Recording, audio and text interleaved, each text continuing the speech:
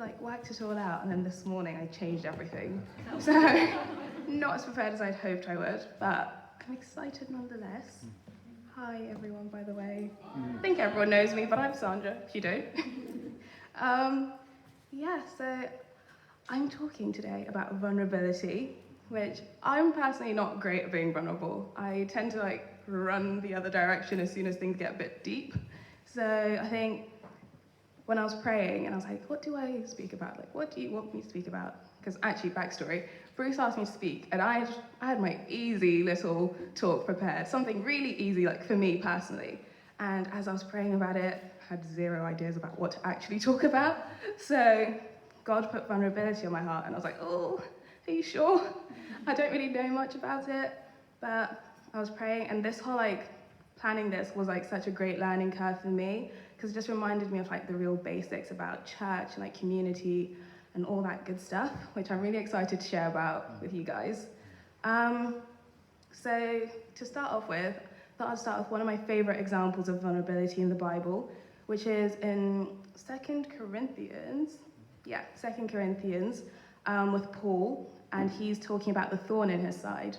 And I find that to be the greatest example of vulnerability, because Paul was a champion of faith. He did incredible things. He went everywhere, really suffered, and you would think wow, this guy, he's untouchable. But I think when he opens up about the thorn, I think that really hit me, because you just wouldn't expect it from him, and he chose to open up to the Corinthians specifically, but now to all of us, I guess, about that struggle. And I think, for lack of a better term, it made him more human to me personally. So I'll read you the passage, just a little bit of it, it's not too long. And so 2 Corinthians 12, starting from verse 6, it says, "Even if I should choose to boast, I would not be a fool, because I would be speaking the truth. But I refrain, so no one will think more of me than what is warranted by what I do or say, or because of the surpassingly great revelations. Therefore, in order to keep me from becoming conceited, I was given a thorn in my flesh, a messenger of Satan to torment me. 3 times I pleaded with the Lord to take it away from me, but he said to me, 'My grace is sufficient for you. My power is made perfect in weakness. Therefore, I will boast all the more gladly about my weakness, so that Christ's power may rest on me. That is why, for Christ's sake, I delight in my weakness, in insults and hardships, in persecutions and difficulties. For when I am weak, then I am strong.'" And I think that is that's such a beautiful message, and honestly gets me every time. So after reading that, I want to start with, why is that so powerful? And I started on Google, classic, and looked up some definitions of vulnerability. And some of the phrases I came up with were the quality of being exposed, to show a part of yourself that you may feel sensitive about, and exposing something that makes you feel seen by others. And they were all fine, they're all good, but I didn't quite feel like any of them really did it for me. So I did a bit more reading, and I came up with my own definition, which is to make the choice of laying yourself bare, to allow people to see your heart, your passions, and your weaknesses. And to me, that's exactly what Paul did. He made the choice that he didn't have to put this in the letter to the Corinthians, but he made the choice to show them his weakness. And I think that's so beautiful, because by showing us that, he managed to say, actually, that's okay, because God's strength is when you're is made most perfect in your weakness. And he almost was it's okay to be a little bit weak sometimes. And I think that was just a comfort to the Corinthians who were going through some things. And after reading that, I felt very convicted, because I was so why do I run from vulnerability? If that's when God's strength is made most perfect, most clear to me, why do I run from it even? And so I think a few people might run from it as well. And so I started writing a list of reasons. I don't know if they resonate with you, they might. But for me, one of the main reasons was fear of condemnation. And even though the Bible says in Romans 8:1, "Therefore, there is now no condemnation for those in Christ Jesus." It's very clear, very simple. Yet I still choose to avoid vulnerability out of that fear, and I think some people may too. And I think really the enemy uses that. He uses the fear of being vulnerable to make us want to isolate, which is like the exact opposite of church. Church is a community, church is a family, but he uses that to make us want to close ourselves off, and what may seem like is protecting us is actually hurting us. And I was thinking about that, and the one question that I kept coming up with when basically I was trying to really avoid talking about vulnerability. So I asked myself, who am I doing this for? And I think that's such a great question to ask yourself as you're like taking the step to be vulnerable, is to ask, who am I doing this for? And for me, the answer was for the glory of God, and therefore like all the praise is his, and everything that happens will be of him if you do it for him. And then that really kind of opened up a lot for me, because I was like, if I'm doing this for God, if you're being vulnerable for God, and vulnerability is a key step into building community, that's exactly what church is. And it kept coming back to church. So, as you're being vulnerable, you're building that community, and you're building the community, the church, for God. And like, that is the greatest thing ever to me, because I think when we build the church and we build it for God, we are sent out and we go out to the world, and that's brilliant. And once we learn to be vulnerable within church, we can be vulnerable to the outside world. And I think the world needs a little bit more of Jesus, always. So that was the first reason. And then the first one was I don't like feeling weak, which is really ironic, because the passage I just read was, God's power is made perfect in your weakness. But I don't know about everyone else, I don't like feeling weak. I like to feel like I can do things. I'm a strong, independent woman. I can do it all. But it just, that was one of my reasons. And again, it also comes back to the enemy twisting things. He just loves to make you feel weak. And once you feel weak, you just, well, I'm too weak, I can't do it. God will put something in your heart, a passion, but you're like, oh, I'm weak. I don't want to seem weak. Oh, I can't do it anymore. But actually, my weakness, as Paul says, that's when God's strength rests on you. And I think it took me quite a while to fully grasp that one, because I'm such a perfectionist. I love to be, like, being perfect is like my favorite thing in the world, which is really hard, because that's not possible. But I expect perfection for myself, but really I'm not made to be perfect. None of us are. And it really took a while to sink into me that my weakness is not a bad thing. It's actually when God like really shines through, and like that when people see that as well, when you're not particularly great at something and you just let God carry it. And I think it makes such a difference, because there's this saying that's like, you do everything you can do so that God can do everything, and then God does everything he can. And it's so clear when God is doing everything he can in your life. And like when you stop trying to do God's job, basically, and he steps in, and it's so clear, it's so brilliant, and it just gives you such peace. But I'm still working on that one, so I won't really stand here and be like, yes, I've experienced it, because sometimes I do hold on a little too tight, but we can go through it together, it's fine. And then another one that kind of links through that is feeling inadequate. It's kind of like feeling weak then leads to feeling inadequate. And again, you might back out something completely, or if you're like struggling with something, you don't want to seem inadequate, even though it's not the case at all. So again, literally, I'm a bit of a broken record, but the message is being run home today. The enemy loves to manipulate things, and when you are weak, you're not inadequate. In fact, in 2 Corinthians 3 verse 4, it says, not that we are competent in ourselves to claim anything for ourselves, but our competence comes from God. So you're not made to be the most competent person in the world like that. Your competence comes from God. And if God has put something on your heart, you are more than qualified, you're more than competent. And you just have to take the step, make the choice to open up about it. And the enemy will do all he can. He will do everything in his power, which is not a lot.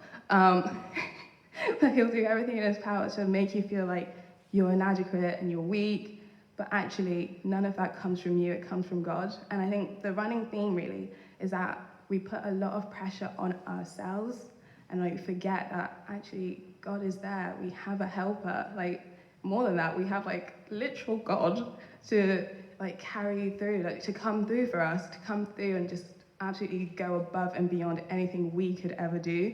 And again, like this was all basic information that I should have known before going to this, but I think it was so good to have that refresher of, actually, it's not on me, and it's not on Bruce, it's not on Grace, it's not on Ruby, it's not on you, Kieran, it's not on you, Lydia, or you, Dan. It's on God. It's God will carry you. You are not made to carry the weight of everything. And I think that was just so, like, it gave me so much peace, and I hope it provides some peace for you as well. And I then decided to kind of boil it down, because I didn't want to ramble too much.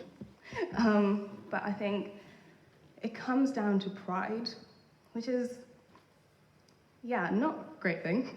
But yeah, it comes down to pride in that we want to seem better than we may be. We want to seem perfect all the time. We want to seem like we can handle absolutely anything. And by showing the world that maybe you can't, it taints your pride a little bit, because you're saying, actually, no, I'm not that great. And you kind of take a posture of humility, which is so key. And I think that's what Paul does, really, because I was guilty of this as well. I saw Paul as this incredible man. I was like, Paul is untouchable. There's nothing, I mean, the guy hung upside down on a cross. Like, he took it all. Like, he was ride or die till the very end. There was nothing that could have ever affected him. But actually, by reading this, I was like, well, yeah, he did have internal struggles. He chose to share that, I think, with the Corinthians. He didn't have to, ever. Like, he could have kept that to himself, because it sounded like a very personal thing to him. But by opening up, he was like, actually, no, I do have internal struggles, and it is hard for me too. And I think that's like very important. It was very important for him to share that, because all the churches across the world were going through so much and were kind of having their own internal struggles and everything. But he said, it's not just you. We all have the struggles. And I think that it's so important for us today as well. I think part of why vulnerability is so important is to show others that it's not just you. Again, like, enemy loves to isolate and make you singularly, wrong word, never mind, make you alone feel like you're the only one going through that particular struggle, or you're the only one who has a heart for something or other. But actually, we are all, maybe someone else is going through the same struggle and needs you to like open up to them, and you can work through it together, have accountability, and like build community together. But he loves to like split us up all the time. And I think that's like why Paul again was sharing, and why we need to like step out as well. And some of the things I learned from Paul for today really is that the worldliness will tell you so many things, will try to make you believe your passion or like your weakness that isn't worth it, isn't worth laying yourself bare like that. You just need to do it quietly because you might be wasting someone's time. And it's like, oh yeah, and we'll remind you that it's something that God won't use for good. Like, that's not perfect, and God will be really disappointed. I don't know if anyone ever feels like that, but I definitely do. When I feel like nervous about doing something that God's really called me to do, I'll just feel like, you know what, my nervousness, God can't use that for good, but he can. He uses everything for good. And sometimes, like, the world will even go so far as to shame you for what God has put on your heart. And I think we have to fight harder for vulnerability, and particularly in this modern society, because the world values perfection so much. Like, everyone, there's always a standard to meet, there's always a grade to get, there's always something to aspire to. And the world does not care for grace. Not you, Grace. Yeah, the world does not care for grace. It doesn't show grace to people to all of us really, because we aren't perfect, and the world will not show you grace. And I think that's so heartbreaking, because especially in today, we all need grace that much more. And I think, yeah, so I think Paul is vulnerable because he knows that people, first of all, he starts with the church, which I find so interesting, because the church, we have experienced, as the song said, like such boundless grace from God. So we are familiar with grace, and we are able to show each other grace. And I think once we learn to open up to each other within the church and build that community, that's when we can go out and absolutely shock everyone with how much grace we have. Because I think I don't know about everyone else, but I have a lot of Christian friends, non-Christian friends, who will tell me something, but before they say it, they go, okay, don't judge, you can't say so and so and so. And they're like shocked by how like unjudgy I am. And I think it just shows that the world is in such desperate need for that grace that they're really willing to like seek it out from us, from anyone who will offer it. And I think it starts with us taking the step to really open up to them and say, listen, I'm willing to be vulnerable with you, and then you can be vulnerable with me, and we can show each other that grace. And I've lost my place, sorry.